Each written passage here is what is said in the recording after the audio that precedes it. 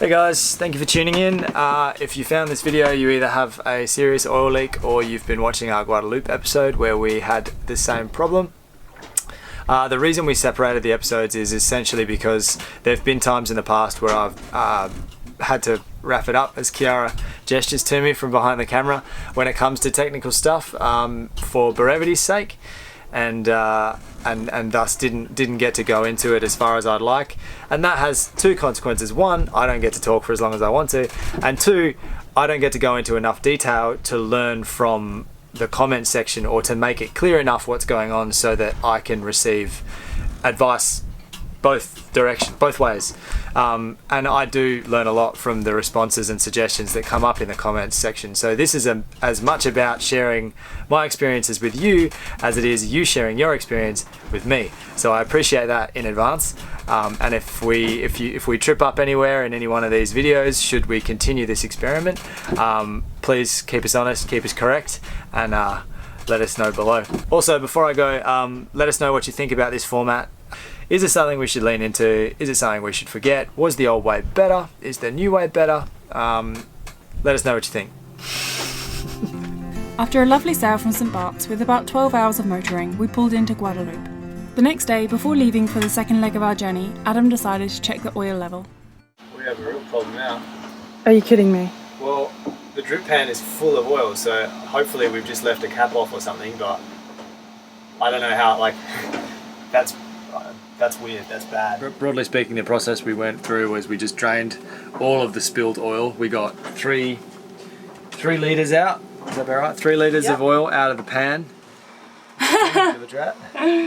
I well and truly feel like a bilge sewer right here. Like, this is just gross. I'm cleaning out our bilge. I found a lot of things in here though. I found lots of nuts, lots of bolts, 2 spanners. And then we tidied up all of the hemorrhaging marks, all of the oil all over the engine with WD-40 for lack of a better option, and just paper towels. We just cleaned it as best we could. We refilled some oil, not to full, we just put about 1 litre in to see if it would drip onto a clean towel that we placed in the drip pan. Nothing dripped overnight. So this morning we put it up to level, like up to, you know, appropriately halfway up the dipstick gauge. Waited about half an hour, no more drips still, and then we ran it, and straight away Khiara saw with a mirror above the oil cooler assembly, above that, or where it mounts onto the body of the engine, oil was beginning to pool. Alright, so we've definitely found the area where it's coming from. We cleaned up this side all yesterday. We thought it might have been coming from that oil filter, but it's coming from somewhere above that. But you can clearly see a line where it's running, which is like, it's good because we found it. Really bad because there's actually quite a lot of oil coming out here. But I can't pinpoint the precise thing. It just looks like it's coming from a bit of metal, which is concerning. That's the problem. Okay. No, I don't think it is though. It has to be a gasket. Not. Surely. It must be a gasket. So we cleaned it up again and began looking through the parts catalogue. The fuel injector pump assembly has a lubrication oil pipe that goes into the body of the engine and sort of passes in and around the fuel injector pump assembly. We ran the engine twice now. First time we just made recreated the leak and discovered the crime scene, if you will. Second time we cleaned it up again and tried to find the actual point, the actual wound, which I believe we have found now. And literally, so, it took like 3 seconds, and I was like, okay, let's turn it off, yeah. it's done. Literally at idle, yeah. I started up at idle and straight away Khiara said, stop. And we just checked it again so that I could have a look at it, and it's a very clear bead of black oil running down. And that's at idle too, so you know, up around 2300 RPM or more, the oil pressure is going to go up, and that leak would have easily pumped 5 litres of oil out, or as much as it could. Under high pressure. The engine actually does seem to be running fine. It's not labouring or blowing smoke or carrying on. With the exception of that leak, it's running fine.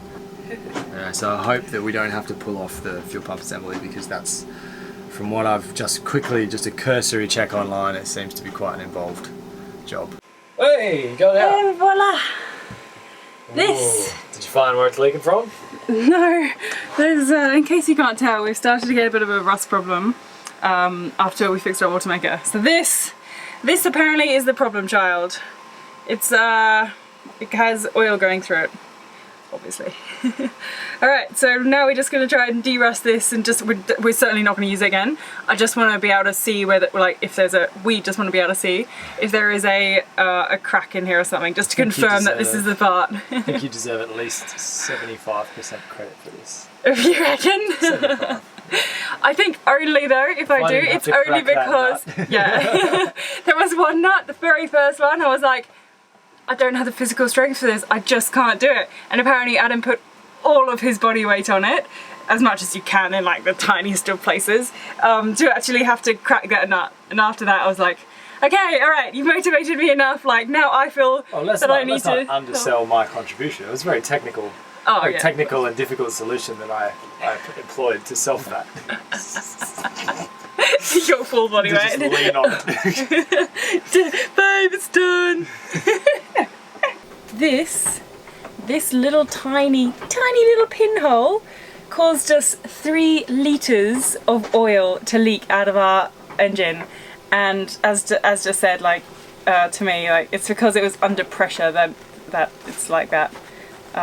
That's insane. That is absolutely crazy. Can you actually believe too that we managed to find a pinhole leak that small in the whole of our engine?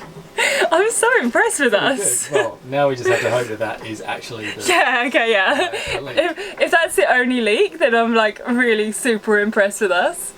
Hopefully, all evidence suggests that is the leak. I'm not saying we don't have any other leaks. I'm sure we do, but they're probably more very like slow leaks that sort of all boats have some minor oil leaks, I'm sure. This part like marries up under and behind the fuel injector pump.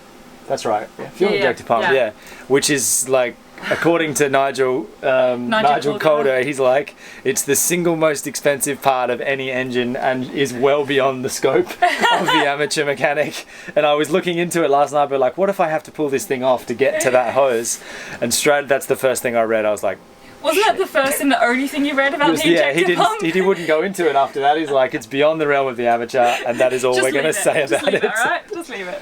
So I'm super happy that we didn't have to go down that road. I'm so happy you managed to do that in one day. How many? Okay, Don't get too excited. Wait till it's done. You're one broken bolt away from a 3-day ordeal. 5 bolts this took. 5 bolts, and we've been at it since 7:30, and it's now almost 3 o'clock. 7 hours worth of. That's crazy. Boating life.